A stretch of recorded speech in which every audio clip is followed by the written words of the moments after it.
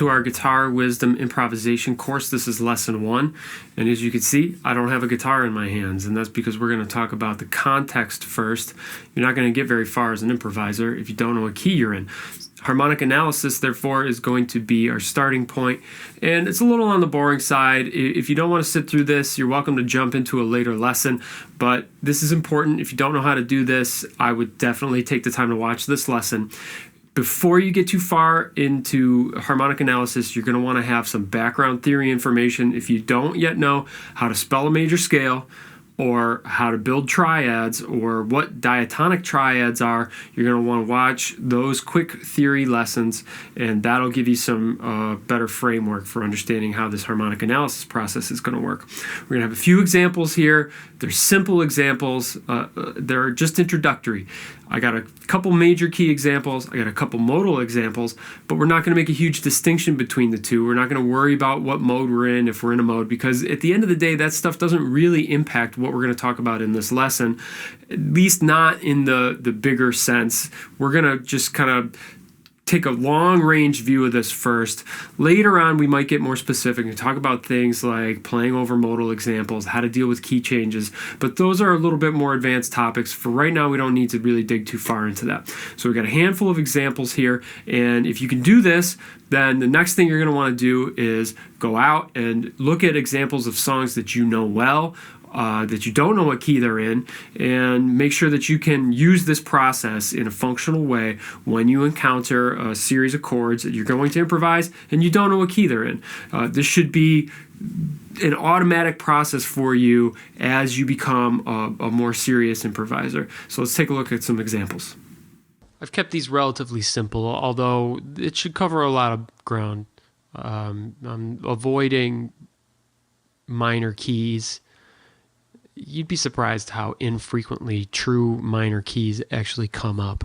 So I think you're going to find that what I'm showing you here applies to a large majority of the situations you're going to encounter. All right, in the first example, this is the easy one. You've got 3 major chords. Now, if you go back to what we talked about with diatonic triads, you're going to remember that there's only 3 major chords in any given key. So if you see 3 major chords, you've got a pretty good chance that they're going to line up with the diatonic triads major chords, which are on the 1, on the 4, and the 5 scale degrees of a major key. So it's easiest to identify the relationship between 4 and 5 because they should be a step apart. So you want to look at your major chords and look for 2 that are a step apart. And as you can see here, we've got an F and we've got a G. So the way you're going to confirm that F is 4 and G is 5 is by counting back. And is C 1 in that scenario? Or you could call C 1 and start counting up and see if F lands on 4 and G lands on 5. All right, so let's say C is 1. If C is the root of a scale, then the second degree of that scale is going to be a D. 3 is going to be an E. And yes, F turns out to be the 4th and G turns out to be the 5th. So what we have here is a key of C example where C is Roman numeral 1, F is 4, this is another 1, and G is 5. All right, so it's typical in front of your analysis to say, oops, I'm in C, and you draw a couple little dots. Oh, my pen doesn't want to draw dots. All right. So you get the idea. I'm in C, and I've determined what my Roman numerals are. None of this was hard. So now you know all these chords belong to the key of C. And in fact, this progression is definitely going to sound like it's in the key of C. Go ahead and play it if you don't believe me. Trust me, it does. All right, similar example. We've got 3 major chords. Now, like I said to you before, it's best to identify the 4 and the 5. looking at the distances here, B and E are far apart, E and A are far apart, but A and B have a whole step separating them. So your hypothetical situation is, all right, well, if A is 4 and B is 5, does that mean E is 1? So it doesn't even matter really if you are applying this to the E major scale and saying, all right, one is E, 2 is F sharp, 3 is G sharp. We're actually really only concerned about the letters. So if I called E 1, 2 would be some kind of F. We don't even care if it's F sharp. 3 would be some kind of G. We don't care if it's G sharp. 4 would be an A. Yeah, well, we do care if that's A or A flat or whatever. But in fact, yes, it would just be A natural, and 5 would be B. So our situation here, starting on E as 1, puts us on 4 when we get to A, and 5 when we get to B. This example is definitely in the key of E. Now, there's a pretty good chance that when you play this, it's not going to sound that way because of the placement of each of these chords. But I want to make a strong statement here. That doesn't really matter for our purposes. The techniques that we're going to use here are going to apply whether or not this example sounds like it's in E. Well, what am I really saying there? I'm actually saying that this example may in fact sound like it's in a mode of E instead of being in the key of E major. But that really has no bearing on any of the topics that we're considering here at the moment. You can still apply everything we're applying by saying we're in the key of E. Your ears are probably going to make up the difference for you, and we'll talk about that in a later lesson. Let's go to the next one. All right, so we don't have 3 major chords. We have 2 major chords, and there are now a lot of possibilities for how these major chords are going to lay in the key. Maybe they're 1 and 4, maybe they're 1 and 5, maybe they're 4 and 5. So you should still be looking for that easiest case where you're trying to identify Roman numeral 4 and Roman numeral 5. And that's exactly what I did here. I gave you an example where you have what's probably a 4 and what's probably a 5. It's just that you're missing the 1. So now you have to use a different chord here to fill in the space and help you determine what key you're in. It's not going to be quite as clear-cut as the case where you had a clearly defined Roman numeral 1. So if I'm looking at my E and my F sharp and I'm saying, all right, E is the lower of the two. So let's say for a moment that this might be 4. And this is probably 5. What would 1 be? It's a little bit different than the example where you had 1 present and you were counting up. Now you don't know 1, and you have to make an assumption about 1 based on where 4 and 5 are. All right, so if E is a 4, let's count steps down and figure out what 1 is. All right, so if E is 4, that means 3 is some kind of D, 2 is some kind of C, and 1 is going to be some kind of B. Now you've got 2 options. It could be B or B flat, but the fact that you've got a sharp here is telling you that it's not going to be flat. All right, it's going to be just B. So if B is 1, does this chord make sense? In the key of B, if you go up a whole step to 2, all right, that's going from B to C sharp. So we're okay so far. We've got a C sharp, and that note definitely belongs in the key of B. The chord that we build on that second degree of C sharp should be minor because the 2 chord is always minor. So here, if this is a 2 minor chord in the key of B, everything works. All right, we've got a 5, a 2 minor, and a 4 in the key of B. Now, you might start asking yourself, well, wait a minute. I'm in the key of B, but there's no B chord. Is that cool? Yeah, that's perfectly fine. You don't need to have a B present to be in the key of B. In fact, the entire concept of modal chord progressions is built on that idea that you can have chords that come from a key without the root of that key being anywhere in sight. We'll get into that more later. Next example. All right. We're getting into situations that are a little harder here. I've got two major chords, I got two minor chords. So it's going to be a similar process to what we did up here. Although now you can see the F and the C are far apart. All right, so these are definitely not a 4 and a 5. One of them is probably going to be a Roman numeral 1, and the other one's going to be either a 4 or a 5. But we're going to need to use the minor chords to be certain about which is which. So we'll simply have to make a hypothetical scenario. We're going to have to ask ourselves, well, do we want to try F as the 1 first, or do we want to try C as the 1 first? Let's try C because it's the easier key. All right, so let's say C is 1. Well, what's 2? If C is 1, 2 is D. 2 should always be a minor chord. Here we got a D minor, so that works. So we might be in C. This might be 1, this might be 2 minor. Let's keep counting up. If D is 2, then 3, go up a whole step from 2, we get 3, that would be E. We don't see that. Let's go up another half step to scale degree 4. Scale degree 4 should have a major chord on it, so that's F. We do have an F major. All right, so this could easily be 1, 2 minor, 4. If we go up a whole step from 4, it should take us to G. We got a G. Now G on the fifth scale degree should be a major triad. And this is not a major triad. So there goes that idea. We're not in C. Or this would have been a G major chord. So now we're going to have to do the same process on F.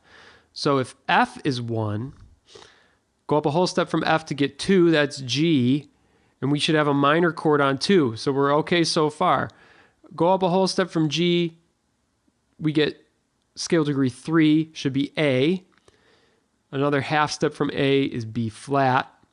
That would be 4, we don't see that. Another whole step above 4 would give us 5. That would be C.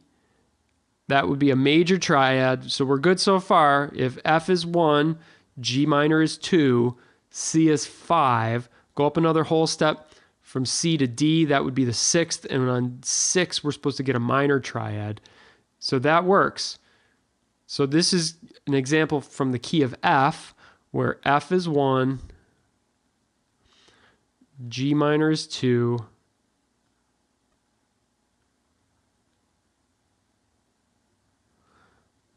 C is 5, and D minor is 6. Next example, there's only one major chord here, all right? There's only A flat. So now we have to follow this same kind of reasoning using primarily minor chords. Now on the minor chord side of things, we have 2, Roman numeral 2, Roman numeral 3, and Roman numeral 6. So the easiest thing to determine there is, just like on the major side, we had the whole step relationship between Roman numerals 4 and 5. Now we have a whole step relationship between Roman numerals 2 and 3 that will probably offer us some assistance here. So we want to look for 2 minor chords that are a whole step apart. Now you can see we've got an F and we've got a G. So it's probably most likely here that F is a 2 chord and G is a 3 chord. So let's write that down, and then we'll just double check that all the rest of these scenarios play out the way we expect them to. All right, so if F is 2 and G minor is 3, where does that put 1? If G is 3, back up a step to F is 2. We got to back up another step below F to get 1. A whole step below F is E flat. Let's just write that over here. So if E flat is 1, now we have to determine what the relationship is to C minor and A flat. So E flat's 1, that means F is 2, G is 3. Go up a whole step to get from 3 to 4. That gives us A flat. The 4 chord is supposed to be major, and this fits. So let's check now if the C minor works, and then we'll know if we're in E flat. So if I go up another whole step from 4 to 5, that would take me to B flat. Another whole step to 6 would take me to C. 6 is supposed to be a minor chord, so this does work. And you can see our progression here is 6, 3, 4, 2. Now, again, this doesn't really answer the question of what is going to sound like the root here. And to be honest, I don't even know because I just wrote this down. I'm not exactly sure how my ears would identify the root of this progression if I was going to play it, but I have a feeling it's going to sound like C minor is the root, which would mean this would be an Aeolian kind of sound. And that doesn't, like I said, doesn't really affect how we play this in terms of the note choices and the things that we're going to talk about in this course. Well, everything's still going to work, whether this is a C Aeolian example or an E flat major example. All right, let's wrap it up. Now we've got, again, the three major chords here. We've got D, C, and G. So we're looking for the place where the 4 and the 5 happen. All right, and clearly here's the 4-5 relationship. And if this is 5 and this is 4, and we count backwards, does that make G 1? Yeah, it does. If D is 5, C is 4, that means 3 is B, 2 is A. Yep, this is 1. Now, I went back to this easy example here because I can tell you definitively, in this case, it does not sound like G is the root of this progression here, or what we would call the tonic. G's not going to sound tonic here because this is a definitively modal progression. This is going to sound like D is the tonic chord. And what we're going to see as we go further in this course is that you can use everything that we're talking about, whether or not this is in the modal progression here. This would actually be what's called D mixolydian, or whether we're in the key of G. It's just the distinction at that point of where your ears are going to hear the resolution, and knowing how to adapt your fingerings and your use of patterns, diagrams, that kind of stuff to change your impression of where the 1 is. And we're going to do a lot that's going to clear that up in practice later. So hopefully this was good for you. Let's wrap it up so we can move on to the next topic. All right, now I just want to say here in closing that it's really essential for you to attempt this harmonic analysis in scenarios that are specific to your practice and your needs. So going out to songs you're familiar with, probably ones that you've played a lot, and look for examples where you don't already know the key and attempt to determine it. Look for examples where you do already know the key and check your reasoning, or check the reasoning of the person that told you what key it was in and say, do I understand now how this works? If I look at this song that I play all the time and I know is in that key, can I make sense of the analysis in a way that will start to help this become a more automatic process for me? You're going to have to do a lot of examples in order for this to become anything remotely automatic. And it's important that you begin to do it not in these sterile little types of situations like I'm giving you, but you do it in real world scenarios that are actually going to be relevant to your real life guitar playing. So songs that you're playing all the time, chances are they have more complicated chord progressions than this.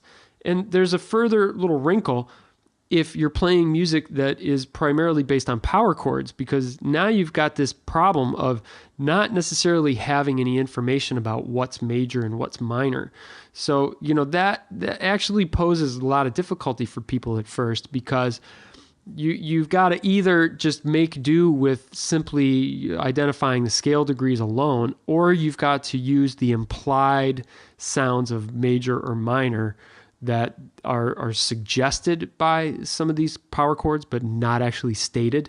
And that's pretty difficult to do. So I'm going to suggest that until you get better at this, you try to find music that's actually using triads and not power chords.